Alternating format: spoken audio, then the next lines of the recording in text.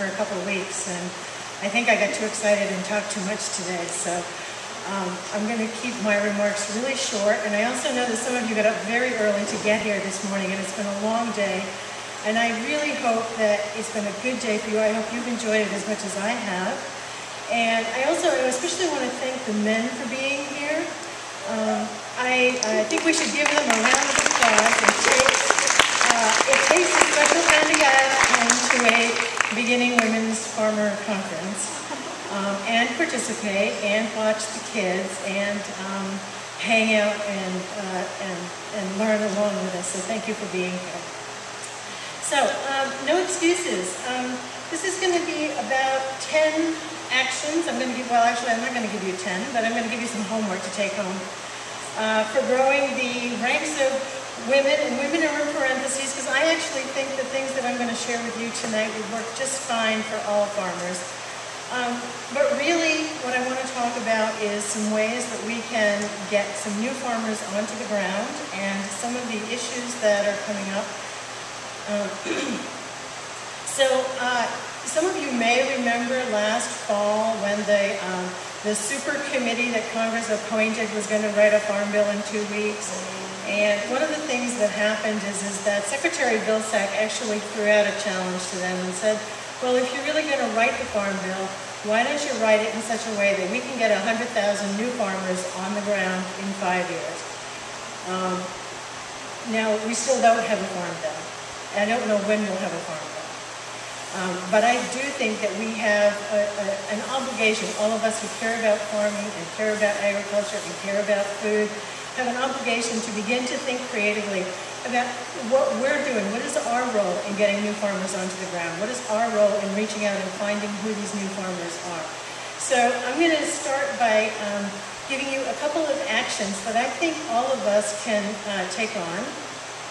And the first one is to really just know the truth about what's going on. Know what's going on. We are going to lose about 100,000 farmers in the next decade, and that's a conservative number. As farmers are getting older, I hope this won't come as a shock to anybody, but nobody lives forever. How many of you know a farmer that's currently farming in their 70s? Yeah. Look around and see all the hands up. 80s? Anybody know a farmer in their 80s still hanging in there? Yeah. It's not going to last forever. Eventually, we're going to lose those people, and we've got to figure out how to replace them. We need an aggressive recruitment program. Now, the Northeast does have a competitive advantage. 20% of the U.S. population lives in the Northeast United States, so that's a lot of customers. Those 500 camps, we got a lot of those people. We've got a lot of plates and dinner tables that we could potentially fill. The downside is that we only have 6% of the country's landmass to do it in. So we can't afford to lose an acre of land. We can't afford to lose a half an acre of land. We've got to be very strategic in how we get people onto these farms. The other good news is that we have a highly educated consumer population in the Northeast that has disposable income and cares about what they eat and is willing to pay a fair price. That's great news.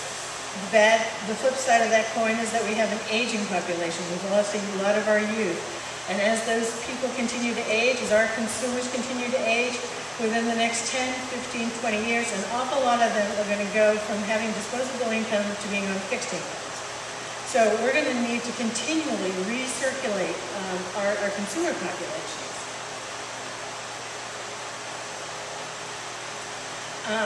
Other good news, women farmers are doing very well in the Northeast. They make up about, I know you can't see the numbers, but you can see the dark blue. That's more than 25% of women farmers. And so the darker blue places are the places where there are lots of women farmers. And for my friends from Washington State, you'll notice you guys are doing pretty well too. There they are back there. I didn't forget you. So if the first one is sort of know the truth, the second one is watch your words. And remember, these are action strategies for how we can make agriculture more inviting to young people, making agriculture more inviting to people who are looking for a career change. One is be proud to call yourself a farmer.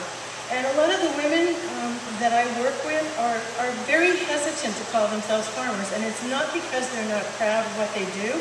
It's the reverse. It's because they don't think they're quite good enough to deserve the title. So they hedge around and they hem and they haw and they don't quite own it. And I'm going to ask you all to just own it. If you're working that hard, if you're growing food and fiber, call yourself a farmer. The second one is celebrate your expert power. And now I will apologize to the guys in the room because this is going to sound bad and I don't mean it to. But the research bears this out.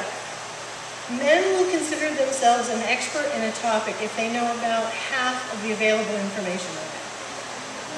Women will consider themselves not an expert even if they have 85 to 90% of the available information on it. So, ladies, we need to step it up, okay? You gotta be an expert. You gotta take a seat at the table and you gotta tell people what you know because you know a lot. Okay? And you also need to be, and this is for the people for whom farming is a livelihood. If you're doing this as a livelihood, if this is a means of supporting your family, trust me, it's a business. You heard it in the last presentation, you've heard it a couple times today. You've got to wrap your head around the fact that you are now a business owner. Okay, next one. Embrace controversy. Okay, you need to learn to debate from a position of strength. The whole issue of, local food versus, should we sell only to local markets or should we export our products and import cash for our community? Should we be certified organic or should we not be certified organic? Should we be sustainable? What words should we use? There's a lot of tension around all of these issues and how to farm. So you need to learn to debate from a position of strength. This next one should not be a surprise to anybody who's been through this holistic management. You need to own your core values. Find out what really is at your foundation, and then own it. Spend some time with people who don't share your worldview, and I am guilty of this as everybody else is. I tend to spend a lot of time with people who think the way that I do, who believe what I do, who are engaged in agriculture, who work really hard, who have a strong work ethic, who care about food, who are willing to spend money on food.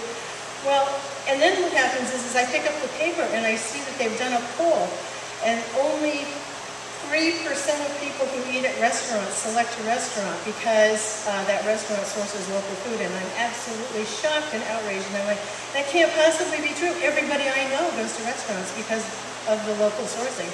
And then I realized it's because I've been living in a cocoon with people who think and feel the same way that I think and feel. And what I really need to do is get out of my comfort zone, go over and find those 97% of people and begin to talk to them about why it matters where you pick your food and where your food comes from and where you shop.